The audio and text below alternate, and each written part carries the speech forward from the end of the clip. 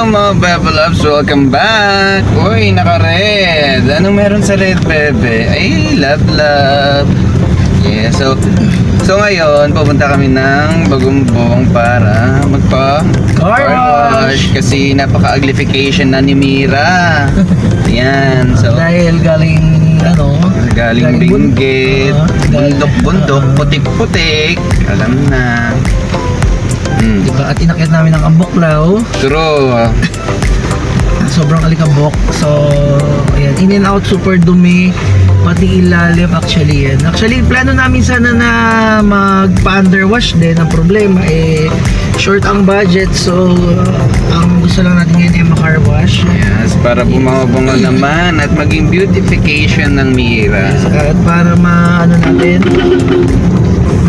para malaman nyo talaga kung gaano kagaling yung car wash na pupuntahan natin. Actually, proven and tested to kasi we've been there before. Many times actually. Na pumupunta kami dito, nirecommend ng ka-car club namin sa kamag-anak nila to. Yan. So, tested talaga na napakaganda ng services nila. Wala kang masabi sa sobrang linis. Yan. Kahit yung sa kambyado mo, makikita mo punas na punas, hindi katulad ng ibang car wash, no offense meant. Yung meron isang magandang car wash dun sa amin, kwentuhan ko lang kayo. Ang ganda ng car wash, very aesthetic actually. Parang few months ka open lang. Tapos sabi ko kay Bebe, ma-car wash tayo. Actually, na-vlog namin yon. Kung gusto nyong makita yung pinag-car washan namin noon, hanapin nyo rin sa aming YouTube channel. Ayan.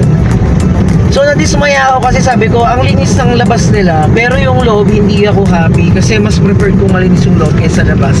Dahil nga yung aircon natin ay nagsa-cycle lang. So alam naman natin pag nagsa-cycle ang aircon, ibig sabihin nasa loob lang. So nasisingot namin pa rin yung mga alikabok, mga dumi. So hindi siya gano'n na nalinisan ng maayos. So hindi ako satisfied. So minsan kahit malayo rito, pag talagang yung kailangan na talaga namin na super car wash talaga na labanan, dito talaga kami pumupunta. And since malapit na rin yung graduation ni Eco, preparation na rin yon para malinis yung sasakyan, nakakaya naman sa kanya. Dapat. Yeah. Anyway, babalikan namin kayo mamaya kapag nandun na kami sa car wash. Yan, kahit malayo sa amin to, actually mga lagpas, mga 6 kilometers ata ang layo nito sa amin. Pero pinupuntahan talaga namin. Well, that's it for now. Balikan namin kayo mamaya. Bye!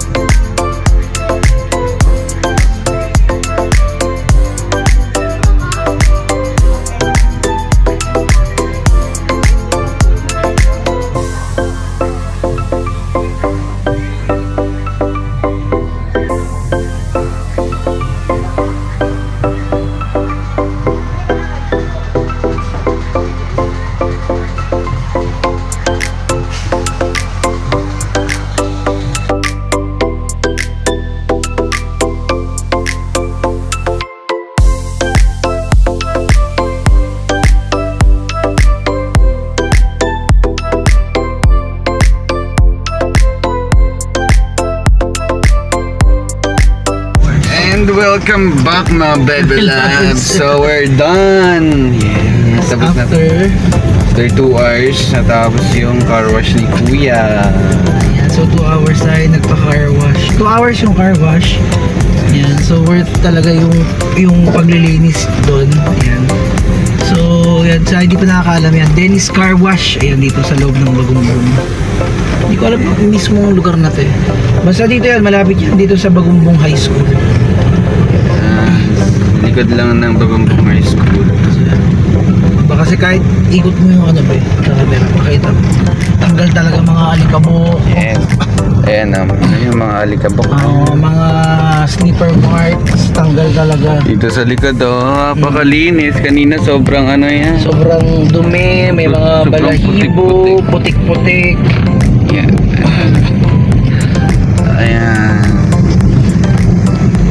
So talagang yung car wash na yun eh highly recommended talaga siya, napakaganda.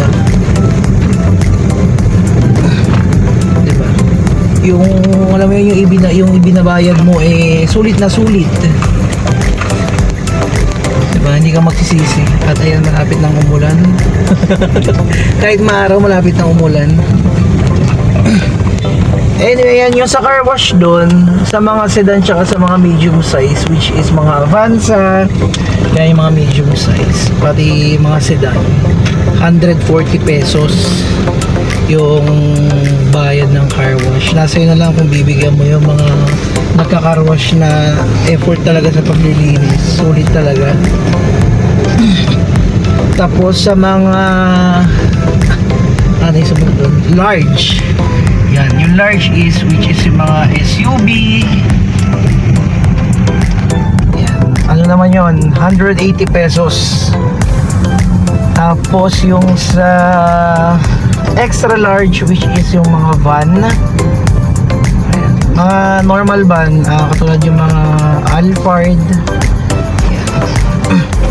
So 200 yun. 200 yung car wash. And then yung last is yung mga extra large ng mga van, yung mga artista van yan, mga ganyan yun naman parang kung yung nagkakamali parang 220, 230 pesos, pero talaga napakasulit talaga ng paglilinis sila. Makita mo kahit dito sa sa kambyado ko, pakita mo baby yung kambyado natin, sobra walang alikabok yan. Tapos ang dulas kasi naka wax na sila, tapos may gatas pa silang pinapahid.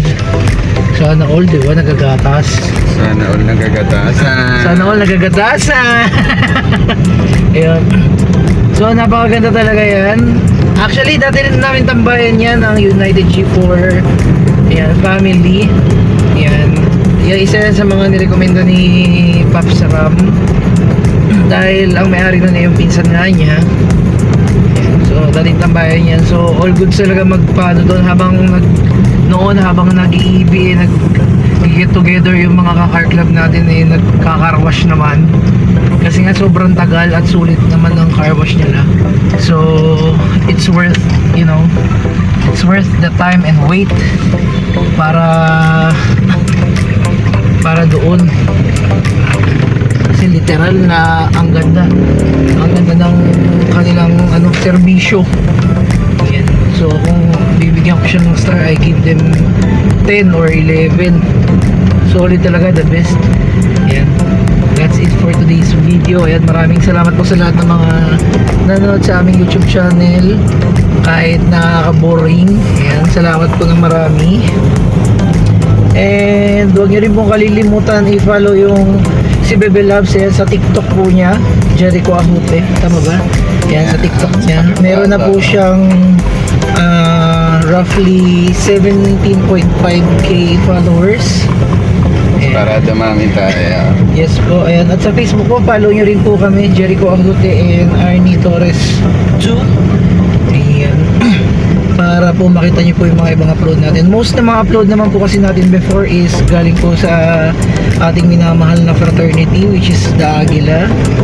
Ayan, kaya po